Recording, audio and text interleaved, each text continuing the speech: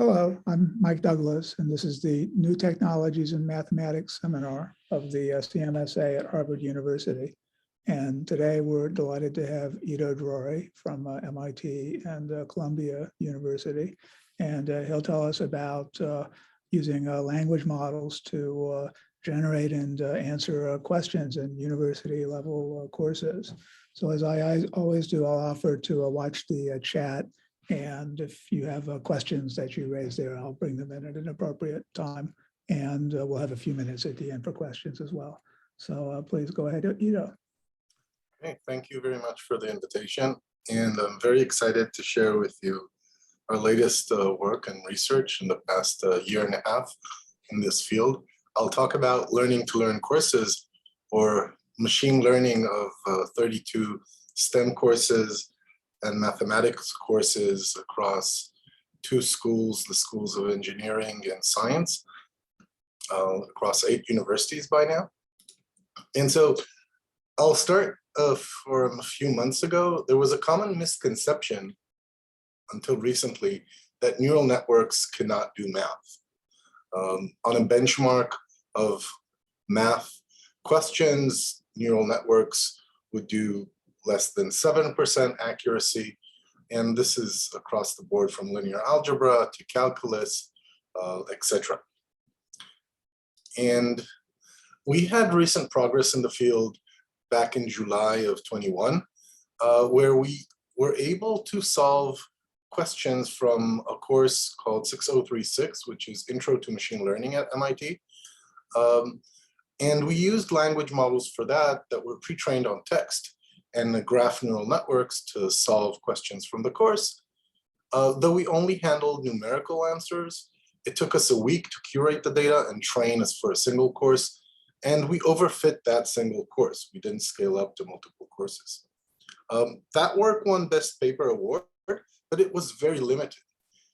It achieved better accuracies than average students in the class, in MIT's class, a class I was teaching at the time, and I've been teaching in the past 2 years at MIT, on the various topics of the course, where the questions were all questions that contained only text and had numerical answers. And that work relied on language models and graph neural networks, building an expression tree or a computational graph where going down that tree would result in a numerical answer. And that was also used for providing hints and solutions for students. And it performed better than the average MIT student at the course in the same semester. The idea was to represent questions as expression trees with operations and numbers, and build these trees automatically from the question and solve the trees. Later on, we realized that this approach was very specific for a specific course. You could use that approach to train for one course, but it completely failed on a different course. So if we took that same approach, that same model that was trained for machine learning, and tried it on an astrophysics course or an astronomy course, it would completely fail. We could train the same model again for an astronomy course to get high accuracy, but then it overfit that specific course. It wouldn't generalize to other courses. Essentially, all the language models, transformers pre-trained on text, would get 10% correct at best. And then we used a different model. We used a transformer, which is a large language model, pre-trained on text and fine-tuned on code. So namely, it had as input all the text that's available out there, but also all the code that's available on GitHub. And suddenly, within a day, we had an improvement from 10% to 67%, or from 7% to 70%. And normally, you have an improvement of a few percentage points or double digits, but from 7 to 70 in a day, that was very special. And that is the result I'm going to talk about today.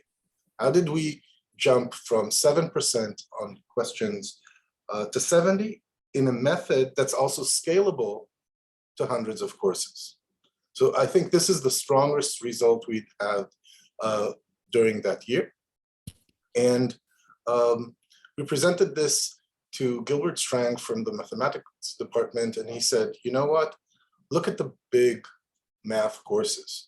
What about calculus? What about differential equations? We applied this to linear algebra, and he said, look at these big math courses. We did, and the following day we came back solving those big math courses at 7% automatically right away. And that was a huge surprise for us because earlier, all the systems, including ours, were doing it 7%, and none tackled undergrad level courses. And so the idea was that we took 6 courses, different courses from MIT and the Columbia course that was not available online. And that's really important to make sure that all these models are not overfitting something that's just available on OpenCourseWare or somewhere else. And the benchmark at the time that was doing 7%, for which we did 70% due to this work. And we fed this into our model and ran this through OpenAI's Codex, which is a neural network pre-trained on text and fine-tuned on code. By now, there are a dozen such networks, including open source code for such big neural networks. These are neural networks with hundreds of billions of parameters. So the idea was that we took a question, a math question, that was only in words, simplified it just to the mathematical content, add context, namely, which course is this? This is in linear algebra. And which topic? This is in determinants.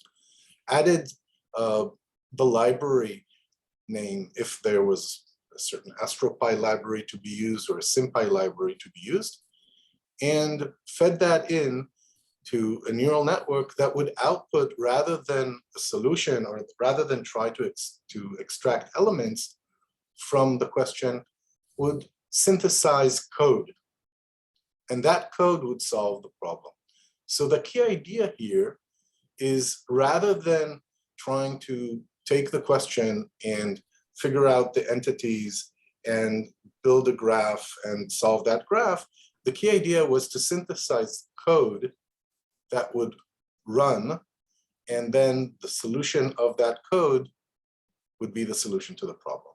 Now, why is code so important? First of all, there are 3 decades of code and all the code on GitHub that this thing was trained on. Second, code can always be represented as trees. And when these trees overlap with the representation of the problem, there is a solution. And you can see examples, canonical examples from calculus and differential equations and linear algebra and SVD, etc. And the outputs could be plots, not just numeric, could be vector fields, and much more varied. So here are just a few examples. So we immediately tackled the 1801, 235, 356 from the math department at MIT. And you can see various questions from these various courses and the solutions on the right, as well as the course from MIT, from Columbia, which was not available online, and questions from the math dataset, which was the benchmark. Could you go back?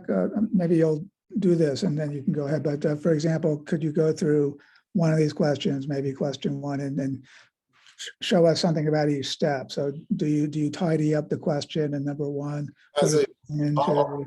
All these questions are taken as is, and I'm going to go through all the steps 1 through 5. So you literally feed in a bacteria population ... into Codex. Well, we feed it in with context and with some other instruct prompts, or we feed in, write a program that finds. I'm going to show this right away. Okay, yeah, show one. Good. Okay. Yeah. So we were very surprised at this. First of all, right off the bat, we were very surprised that program synthesis using Codex, pre-trained on text and fine-tuned on code. Following, the next step was execute the program that results in the answer. The third step, this handles answers with multiple modalities, numeric, text, plots. It can be prompted by few-shot learning in seconds, namely giving it a few examples of questions to focus on different parts of the models, essentially, since this is hundreds of billions of parameters. And we verified it doesn't overfit by solving a new course. And we scaled this to multiple courses. So here are the steps. First, turn the question into a programming task.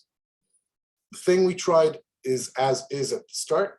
When we tried as is, completely automatic, just adding the context of, if this is a course in machine learning, then it's about neural networks rather than routing networks or traffic networks. And that makes sense because every student knows the course he or she are taking. So just the as is plus the automatic context gave us a jump to 70%. And then we also use Codex itself to prompt Codex, because now we have hundreds of pairs of original questions and prompts. So now this is again a machine learning problem. Feed Codex the same pairs, and now it can translate the question into a programming task by itself. Then we have Codex automatically generate the program using program synthesis. We execute the program to obtain and evaluate the answer. And then we added explanation. We just asks Codex to explain the correct solution. Since Codex is trained on all the code in the world that's available online and all the text in the world that's available online, it knows how to match between documentation and text and code. So now that we have the solution in code, we ask it, please explain this code. And it generates a line-by-line explanation to the code. Yeah. The part 3 of 1, could you say a bit more? Is that using your generated QA pairs for further training, or is it something else? Part 3 is once you have a program that's synthesized, run the program in an interpreter to just run it. I mean subpart 3 of part 1. That's my question. So use Codex to prompt Codex. Is that using your QA pairs from Codex to further train Codex, or what is it? That's using the input questions and the programming tasks, rather than to solve more questions automatically, having Codex also automatically generate the prompts for Codex itself. So there's like a meta prompt to ask it to do. Exactly. Okay. Exactly. Meta. It's a meta. And you'll describe this in a little more detail. Exactly. Yep. And so we now have explanations, and then we continue this and say, well, why not also generate new questions? Right. A large part of teaching is generating a lot of problem sets and new questions every semester. In machine learning, we have a staff of 70, including 50 lab assistants and 13 TAs and 8 faculty. And a big part of our work is generating content and new content every semester. And so we generated new content using this and asked students to evaluate these questions, and they could not tell whether these questions were machine generated or human. And so we scaled this up, and not only, so the breakthrough was not only from 7% using a language model to 70 using programming synthesis. It was also that this method was scalable. So by now we're at 32 courses. These are the list of courses. For each course, we solve questions that are textual, not including images as input. And you can see the list of 13 departments across the School of Engineering and the School of Science.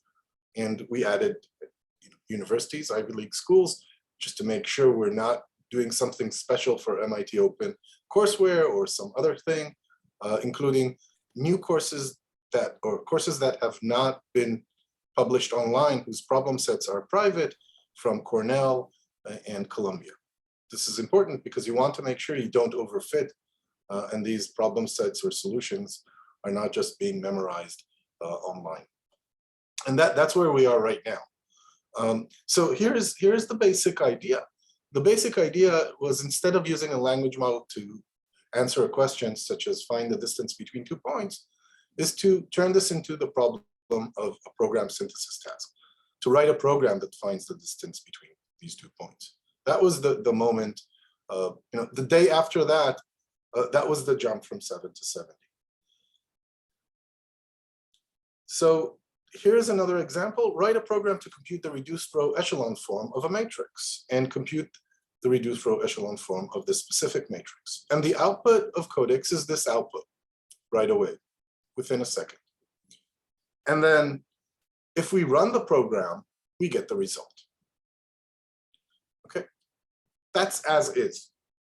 Here are a few examples from the different math courses. And so we took Strang's textbook, we fed in the questions, we got the answers. We went to Columbia's linear algebra course that wasn't available online, made sure we're not overfitting, took the questions, fed the questions, got the answers, etc. We were very excited. And then extended this to other math courses. So here's an example from differential equations. And in each course, we saw that there are very specific things that it's important to provide as context. For example, what course is this? In differential equations, write a function using SymPy. So instead of just finding the differential, in differential equations, write a function using SymPy to find the differential.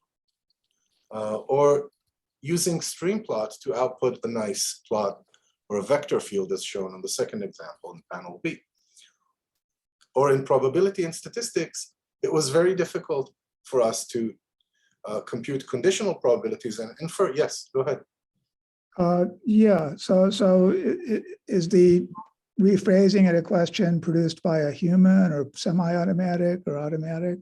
So for 70%, we got correct as is. Okay. That was the jump. And then using libraries and context, which I guess is still automatic, is unfair, increase that a bit. And then using Codex to prompt Codex, increase that. But I would say it's semi-automatic. It involves a human in the loop because there will always be a question that's harder, and we will probably never be able to claim 100% because you will always have a harder question. Well, let me. So let's look at A here. Okay, so find that differential. I mean, it's partly, as you say, it's partly context, trying to say more about the methods to help it. I mean, that seems fair.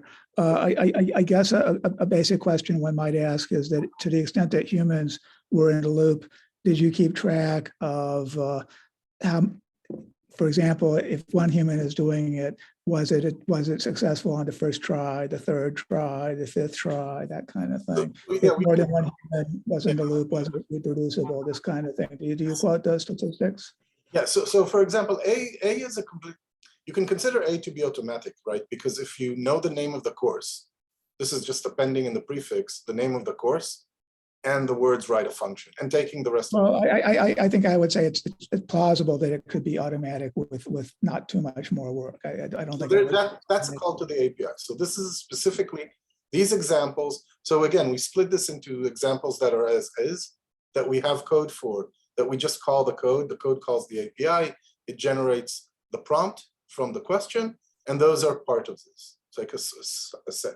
And then there is a set where you can use Codex to prompt Codex, and then there is a set where you need the human in the loop to understand what is it in this new course that is special or that actually requires solving. So here's an example. But once we understand that, then that is automated. So here's an example in C. In C, we have in panel C, we have questions from probability and statistics. Right, this is questions from a stats course 110 at Harvard. You may know that course, and it's 1605 at MIT. And the question was about conditional inference, or a question that required probability. Now, in these questions, what we discovered is that you can turn the questions into simulation tasks. Because if you have on one side probability and programming, well, there's a whole field that's called probabilistic programming. And in probabilistic programming, you write probabilistic programs and simulations. And so we turn these questions, we've turned these questions into probabilistic programming tasks. So write a program that generates simulations for computing this answer. And that solved many of the questions in Stats 110. No, this looks very promising. I think C is a good example because it does illustrate the kind of information that would be added, and then it's sort of believable to me that Codex could do that. And now I'm just asking for like the check for both reproducibility and how much is being put in. If suppose I were to do this, suppose I were to give that one line question to 10 humans, and then each of them comes up with a rephrasing and feeds it in. Do all 10 work? Maybe 5 of them work, and do I give those 5, the other 5, a second try? So what are those statistics? I'll again reach these in a few You'll get to that. Okay. I'll get to that. But Good. again, I'm saying that there's specific things for every course. For an astronomy course, if you just use AstroPy and you bring in a whole library, you know, that's it. If you for PDE symbolic, if you use SymPy. And so different courses have different things, but once we got to the critical mass, and I'll show the usage of libraries, then we covered the courses. On the right, you see in panel D, a case where you want to interact and not only plot a projection, but then improve that projection on the XY axis, etc. Now, bear in mind that before this, we used to train for a whole week and get one course very fine-tuned, very overfitting on a whole week, okay? And you can see another example in panel E. So by now we have 500 plus examples of taking questions and turning them into programming tasks. For example, in topic and subtopic, write a program that answers the question. Or write a program using a specific library that answers the question. Or write a program that generates simulations that answer the question. And this generates programs, and the programs are run, and those result in the solution. So we have the original problem. We store them in our Git repository. Those were curated mostly at the beginning from OpenCourseWare, MIT OpenCourseWare, but now from 8 Ivy League schools. Then we have what we call now as is prompt, where we add the name of the course and the topic. I think that's completely fair. Every student that answers questions knows the course he or she are taking. Writing a program or function, that's repeated, and using a library. We have the statistics for the library and the question. And that's step 1. If that solves the question, perfect. If not, then we have many, many pairs, and we use Codex to prompt Codex. And again, run if that works, fine. And if not, then we have a human in the loop. If it's a new course or a new subject that we are completely unfamiliar with, that's very different, then we have the human in the loop, and the human takes under a minute.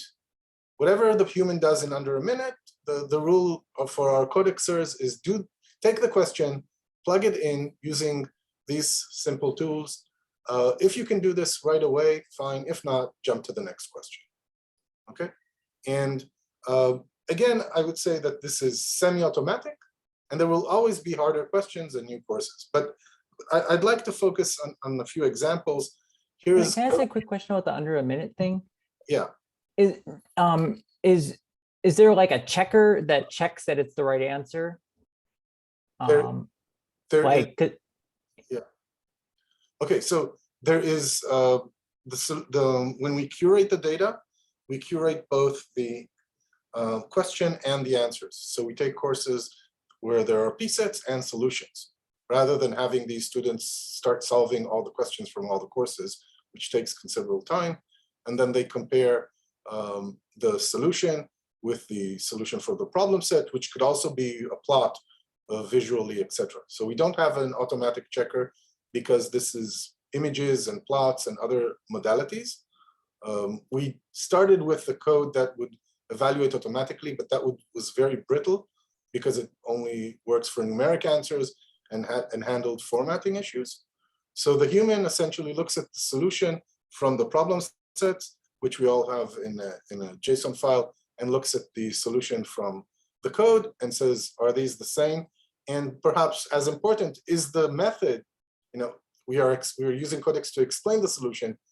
When you reach a probability of half on the questions of twins or a quarter, is the way you got to the solution also correct? So essentially, it's the same criterion as your grading questions, right? As your grading answers. Not only the correct answer, but also the correct way you got to the answer. Okay, so in this minute, the human is formulating these prompts, running it through Codex, and looking at the output and visually inspecting whether it's the same as comparing it to the solution that was curated. I will show the data. Yes, though we did write code to automatically evaluate, it is brittle because it doesn't handle images and doesn't handle the way the way the student got to the answer or the way you got to the answer. Here's an example of using Codex to prompt Codex, like a meta prompt. So we have all these input-output pairs, and we put input, output, and then a new question, input, and out comes the write a program to do da-da-da-da.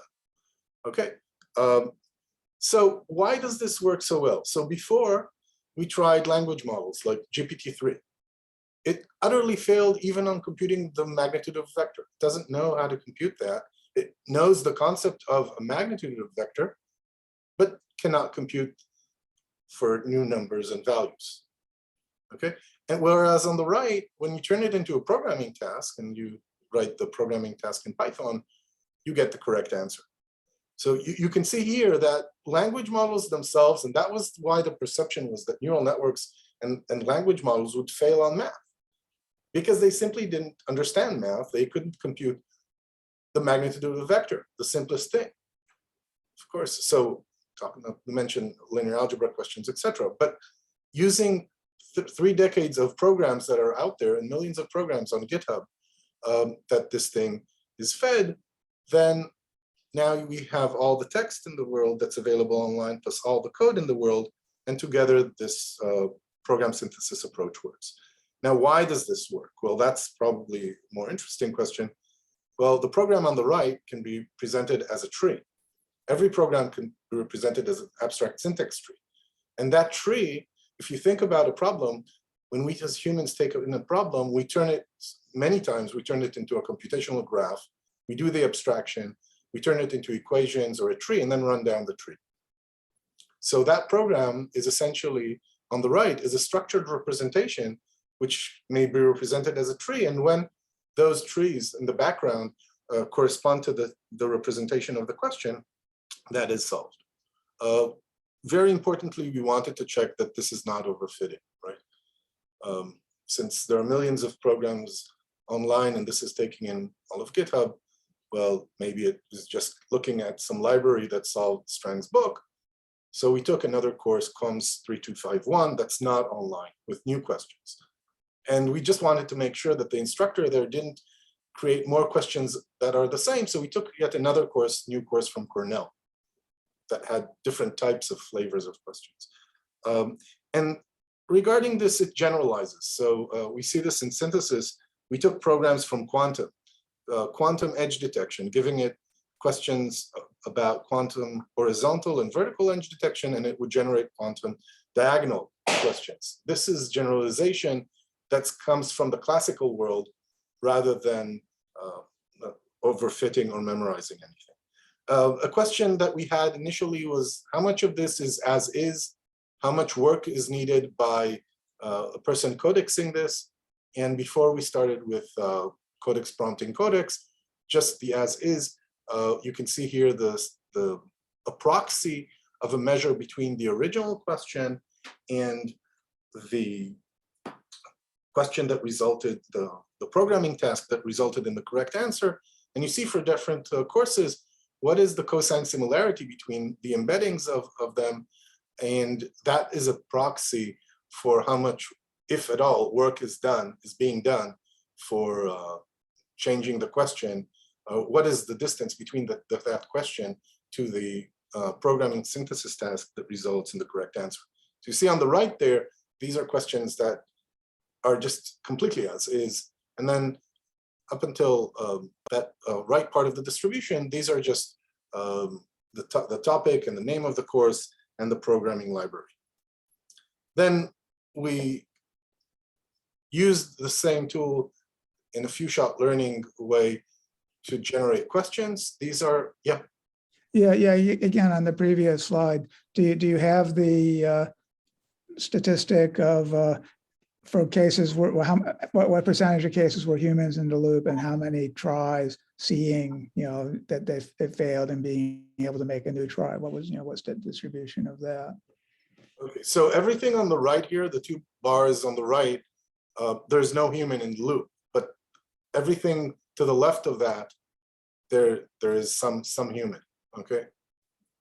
So we're looking at the left graph and right graph. Right. Okay. Well, that's I thought that was just comparing whatever the final question was to the initial question. Right. So if it's the same thing, then there is no human in the loop there. Yeah, okay, that's 10% according to those. Right. But then all the bars next to it are things like in the course, the name of the course, right? Well, I'm just asking for a different measure of to what extent did the human actually revise the answer, and I mean it's just another valid measure, Yeah, I think that's fair to say. I would say that 70% is a rough estimate that we had. We had 67% or 70% are things that we just did off the bat as is for the astronomy course.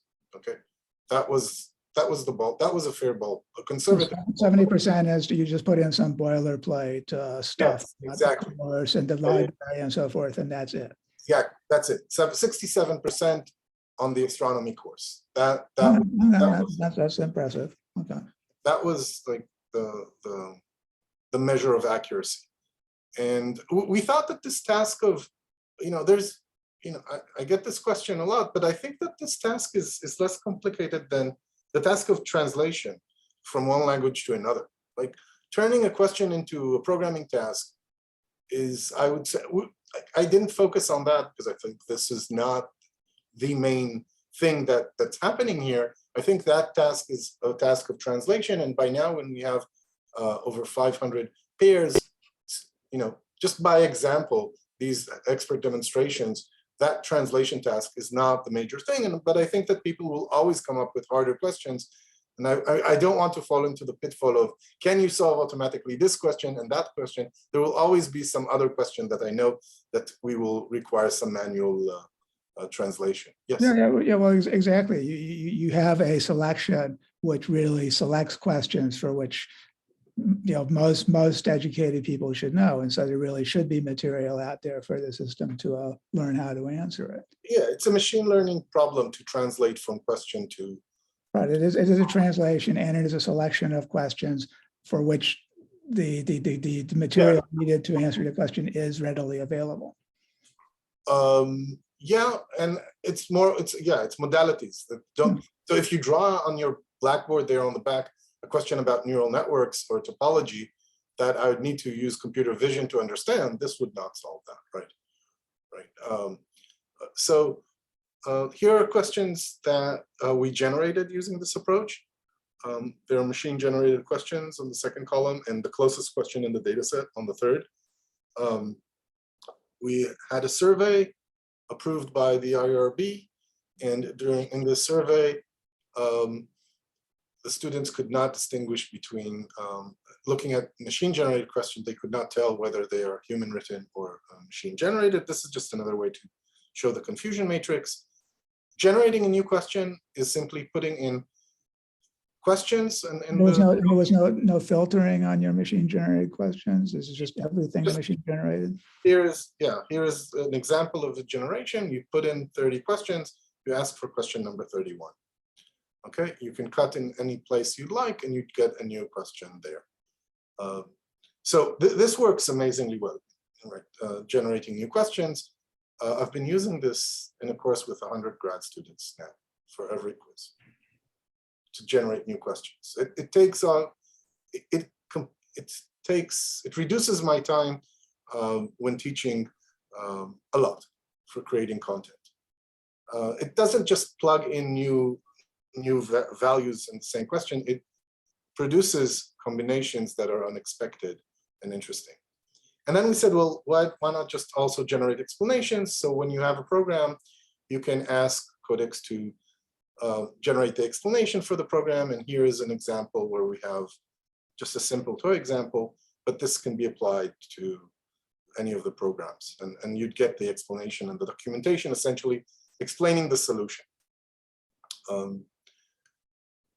Here is a survey, again, IRB approved, where we asked the students, gave them 60 questions that were a mix of both human written and computer generated questions, asked them not to solve the questions, but to rate the difficulty. On the confidence intervals show that pretty much agreed. Students were able to tell that human written questions were more likely to be human written, but machine generated questions, they thought that they were as equally likely to be human or machine generated. They thought that both were appropriate for the course. And we applied this pipeline to multiple courses, 32 courses by now. Here's an example of a question from signal processing.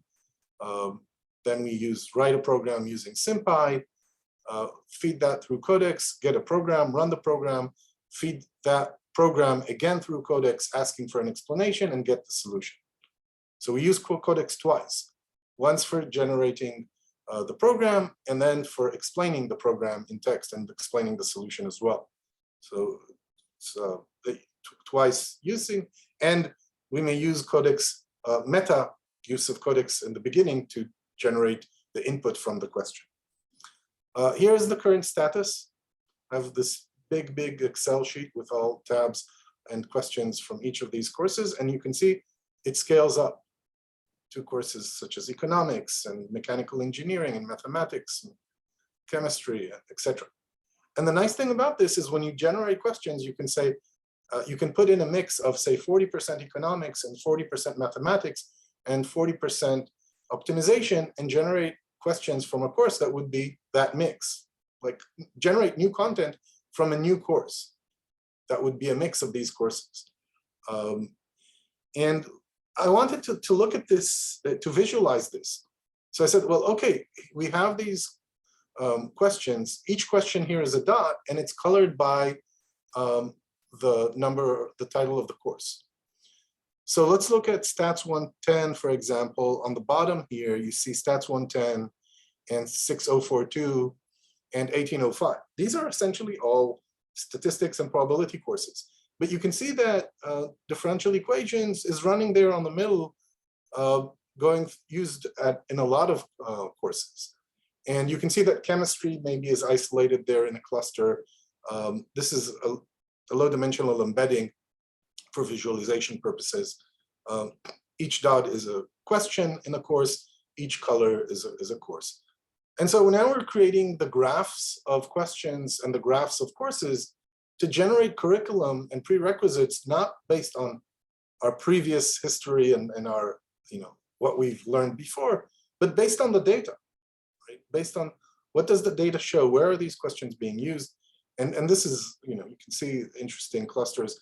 Chemistry has a cluster of its own, astronomy, but the math courses run through many of these courses, and you can see them being used throughout. What visualization technique are you using? In this specific case, it was either HMAC or TSNE. This was TSNE, but that wasn't. This was TSNE. Yeah. This is TSNE on some sort of embedding of the Embedding, yeah, questions? correct. On the embedding of the questions. The embedding used by the language model? Using by Codex. Okay. Yeah, but I think that, so now we're going to compare the embedding of the program rather than the embedding of the question and see those side by side, because that's also interesting. And that's where we're going with this research. We're looking at the graphs of courses. Now that we have 32 courses, you can create a graph between these courses, the relationships, the prerequisites, the graph of questions, and start reasoning about graphs of topics. What are prerequisites, curricula, etc. These are statistics about which libraries are being used in solving questions from each course. Mostly NumPy, some SymPy. You can see some specialized libraries for courses such as astrophysics, AstroPy, but mostly things that you can just boilerplate into a template in course. What are the limitations? So we're really excited about this result, and strongest result of the year for us. but there are limitations. Of course, it's important to mention the scope. We don't handle input images or any modality other than text. And that's a big part of questions. Humans have the skill of taking in visual input and turning that into text, and that is not being done here. We don't handle multi-page proofs because that was just outside the scope. But since then, follow-up work did add proofs because there are packages that do formal proofs and others. So this work was extended to proofs as well. And we don't handle things that are intractable. You can think about simple programs that you can create that are computationally infeasible, intractable, and you'd start factoring primes. You would it's computationally infeasible, and the programs would not terminate. In conclusion, we automatically solve, explain, and generate university-level course questions for the very first time. Students rated machine-generated questions equally likely to be human-written as machine-generated. We're now scaling this up to hundreds of courses, specifically the STEM courses. It's courses which require math and STEM. Reproducibility is 100% by examples. Automation will not be 100% since we may always come up with a harder question.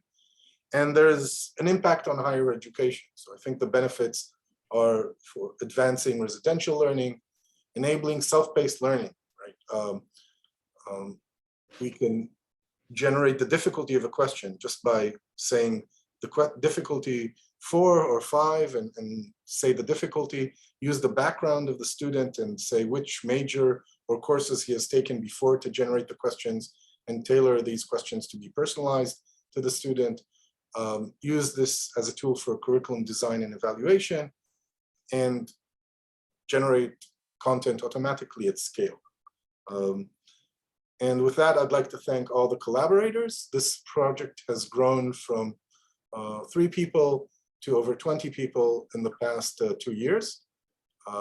And I'd like to thank all the people from MIT, Harvard, Columbia, now Cornell as well, and Worcester and Waterloo.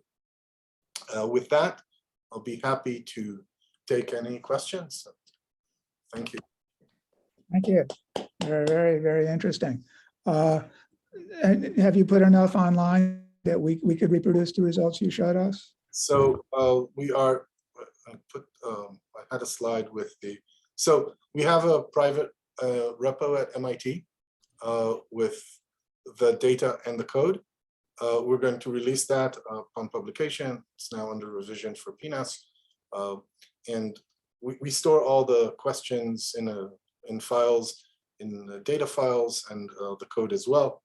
And we plan to make all the data that's been curated available to the entire community and all the codes as well.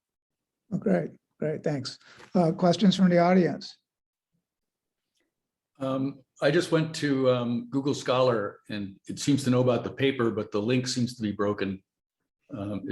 Is the paper, it went to your directory in Columbia. Is the paper available? Is that? So the paper for that's under revision for PNAS is available, the math, but since then we have extended it from the 6 math courses. That's available on Archive. You can just type in a neural network solves, etc., math problems. That was 3 months ago, and since then we have continued work and are following up with more work on this. So yeah, the papers are on Archive and available there, archive.org. More questions? I have a high level question, sort of get your opinion. This is coming awfully close to real semantic understanding of language. It does seem to be technical, STEM stuff, which might have a different flavor from common sense. Do you see this moving in the direction of general language understanding, some kind of demonstration of semantic understanding? Okay, so I'll give a bit, it's a great question, and I'll give the background of how we got to doing STEM courses. we got to doing STEM courses for two reasons. First, 2 years ago, I was tasked with running a course for 500 students at MIT, Intro to ML. And I thought about answering all the questions on Piazza, and that was a daunting task, and answering 500 students, etc. And I thought about what would we do to automate that process a bit and be able to bring in new tools. Then I looked at the benchmarks in the field, and there was a benchmark of 57 courses. Those courses included courses from humanities such as philosophy, psychology, law, marketing, foreign policy, etc., but also STEM courses such as chemistry, physics, math, etc. The language models were doing very well, over 70% on US foreign policy, marketing, psychology, law. The language models themselves, such as GPT-3. They were completely doing random on everything STEM. Okay, so before this work, there has been work on a benchmark on 57 different topics where it was counterintuitive, but that was the hard thing. The hard thing for language models were not psychology, philosophy, etc. Law, it was STEM, it was math. It sounds kind of counterintuitive.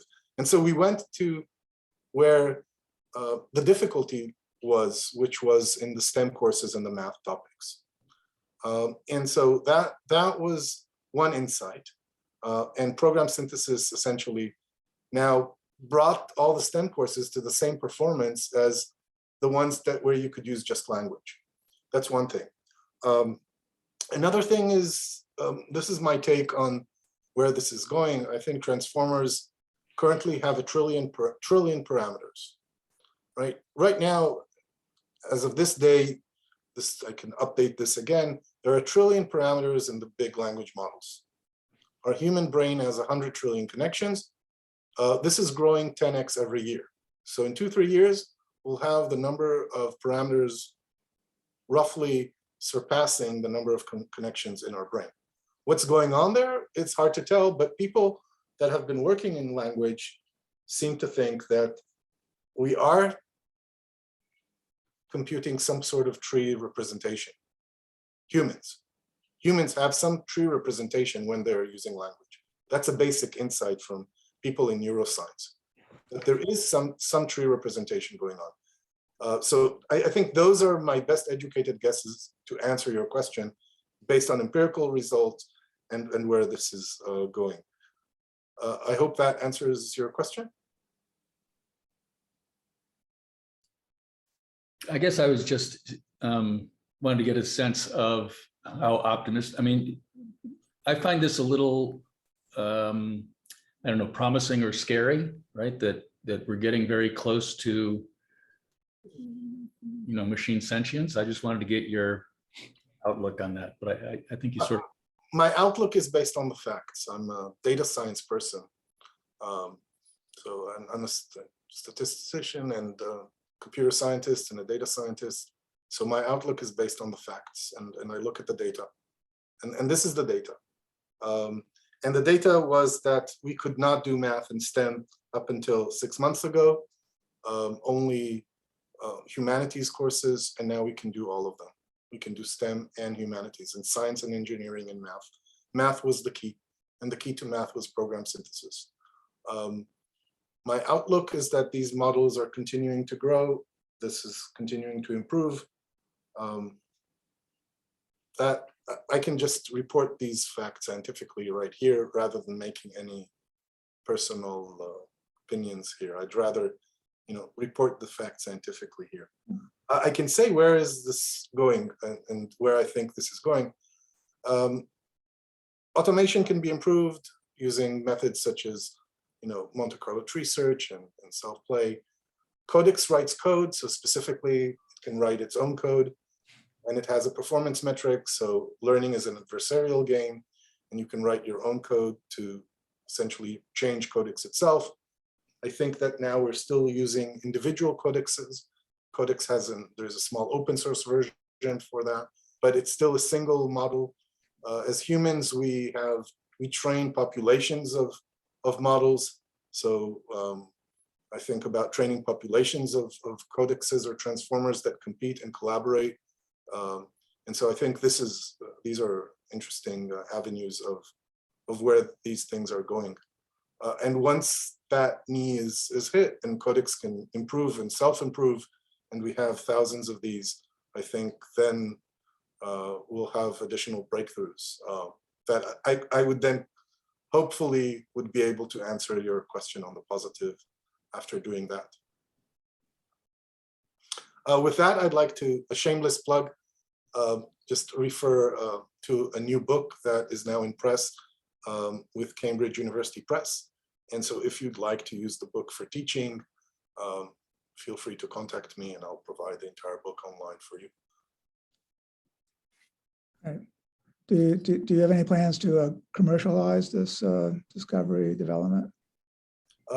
Not currently. We're making everything public to the research community, and I hope this improves education and higher education throughout the education system.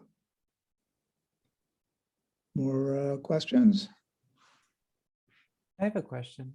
Please.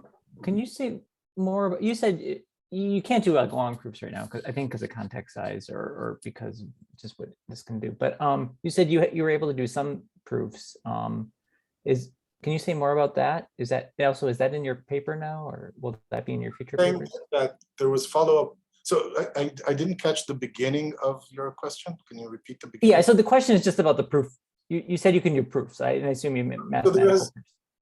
There is follow-up work that is on proofs, and I can give you the reference offline if you like. Okay. Sure.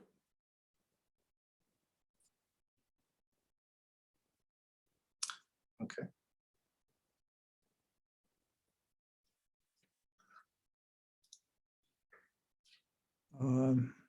Well, if there are no more questions. Well, actually, let me say, so I am curious about this this work on proof. When you said to Jason that you'd give him the reference offline, is it because it's not publicly available, or is it? No, I can share. Yeah, it's just getting. I can also email you if you prefer. Yeah, sure. I can give you the reference. Yeah, it's again on Archive. Okay, very good. Yeah, okay. Yeah. Just catch that. You know, a major theme of this series of seminars is ways to automate theorem proving, and of course, there's been a fair amount of work on using language models to either control or to generate proofs and so forth. So, yeah. That's a very interesting direction. Sure. Okay, so if there are no more questions, well, let's thank Iddo for really very interesting and inspiring talk. And let's see, there'll be no talk next week because of the spring break at Harvard. And let me think. I think it's Stan Polu the week after that. So okay, so I hope to see you all there. And thanks again, Iddo, and thanks for tuning in, everybody. Thank you. Thanks.